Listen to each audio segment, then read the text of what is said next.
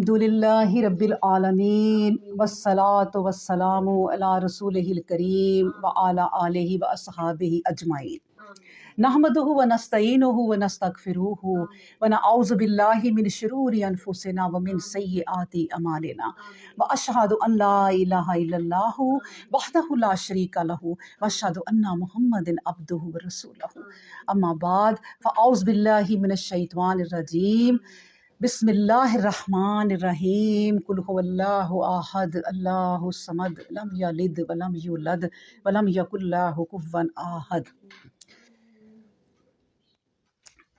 तो पहले हम इस अल्लाह के नाम से ये शुरू करते हैं कि पहले हम कुरान के बारे में चंद सतर जो है वो जान लें कि कुरान क्या है।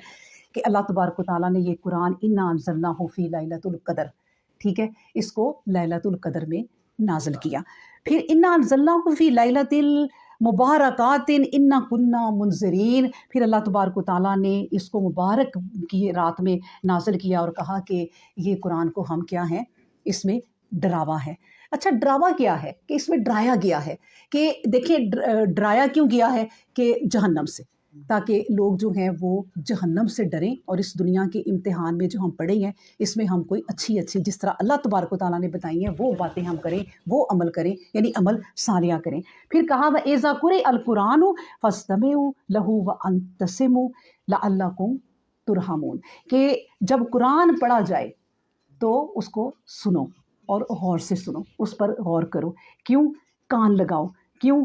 ताकि अल्लाह तबारक व तआला जो है वो आप पर रहम करे, और रहम उस पर किया जाएगा जो इस कुरान को, इसका मतलब है कि ध्यान से सुनेगा और फिर इस पर अमल करने की जो है वो कोशिश करेगा।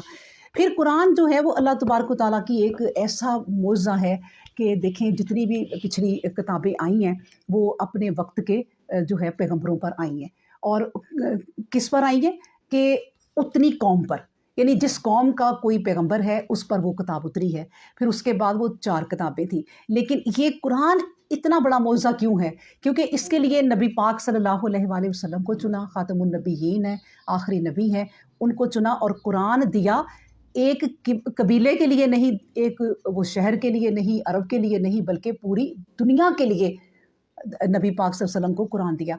आप ये सोचें कि एक जितने भी पैगंबर गुजरे हैं उन पे अपनी अपनी कौम का बोझ था। उन्होंने उस दुनिया में सारे लोग ही उस वक़्त थे, लेकिन अपनी कौम को उन्होंने लेकर चलना था। लेकिन नबी पाक सल्लल्लाहु अलैहि वसल्लम देखें कि पूरी कायनातों को लेके उन्होंने चलना था, पूरी दुनिया में उन्होंने ये कुरान का पैगाम जो है वो पहुँचाना था।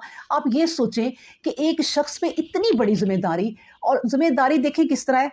जैसे हम ये देखें ना, कभी ज़्यादा औरतें नहीं आती तो हम घबराते हैं, लेकिन नबी पाक सल्लम देखें कि कुरान उतर रहा है, अल्लाह ने कहा है भाई इसको लोगों तक पहुंचाओ, तुम पे जो वही उतर रही है। और कितने लोग हैं शुरू में? 3 लोग हैं, उनकी बीवी हैं, हज़रत अली हैं, 3 लोग शुरू में जो है वो ईमान लाए हैं और काबा में जो है वो नमाज पढ़ रहे हैं। तो एक शख्स जो है वो जो अभी ईमान नहीं लाया था, तो उसने कहा कि ये मैं वो शहर से बाहर गया हुआ था कि ये क्या हो रहा है काबे में, एक नई बात।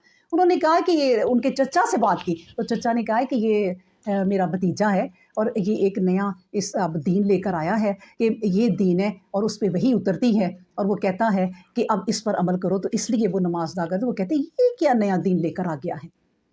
और वही सहाबी, आप यकीन करें कि जब बाद में ईमान लाए थे तो ये वाले सहाबी सोचते थे कि जब मैं उस वक़्त अगर ईमान ले आता तो मैं चौथा होता, क्योंकि जो पहले पहले शुरू में लोग ईमान ले आए वो उनकी जो वैल्यू है वो किसी के बराबर हो ही नहीं सकती। तो इसलिए वो हसरत करते थे बाद में कि काश कि मैं उनका चौथा बन जाता और मैं ईमान ले आता। तो इसलिए ये कुरान जो है ना, ये अल्लाह तबारक व तआला का एक बहुत बड़ा मौज़ा है, और ये अल्लाह ने हमें वैल्यू दी, किनको? इंसानों को। क्यों? कि ये अशरफुल मखलूक़ात है।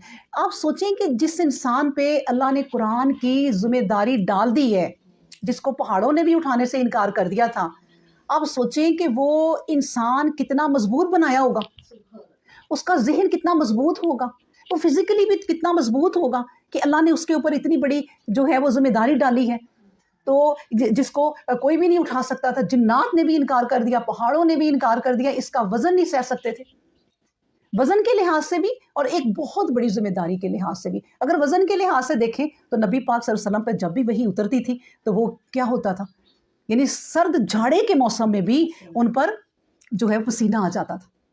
یہ وہ وزن بھی ہے، ذمہ داری بھی ہے. اونٹنی پہ جا رہے ہوتے تھے تو اونٹنی بیٹھ جاتی تھی اس وزن سے.